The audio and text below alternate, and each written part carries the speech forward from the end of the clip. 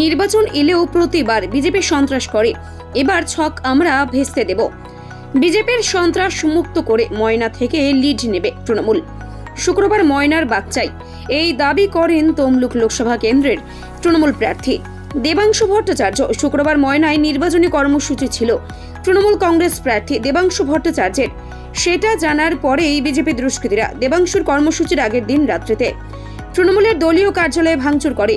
দেবাংশু ময়নায় পৌঁছানোর ঠিক পূর্বেই দেবাংশুর নামে যে পোস্টার লাগিয়েছিল তৃণমূল কর্মীরা, সেই পোস্টার ছেঁড়া অবস্থায় রাস্তার ধারে দেখা যায়। শুক্রবার সেই কার্যালয়ে উপস্থিত হন দেবাংশু ভট্টাচার্য। সেইখানে সাংবাদিক বৈঠক করেন। বিজেপির দুষ্কৃতীরা গতকাল রাত্রি 11টা সাড়ে 11টা নাগাদ এসে ভাঙচুর করেছিল এবং স্বাভাবিকভাবেই উত্তম সিং, চন্দন মণ্ডল এই ঘটনার পেছনে যারা আছে, এই পার্টি অফিস এই নিয়ে প্রায় 2-3 বার ভাঙচুর করা হলো।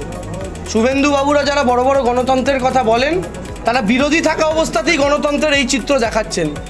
তাহলে চিন্তা করে দেখুন তারা রাজনৈতিকভাবে ঠিক কী পরিমাণ জায়গাতে আসতে পারেন, তারা যদি ক্ষমতার রক্তের স্বাদ কখনো মুখে টেস্ট করতে পারেন।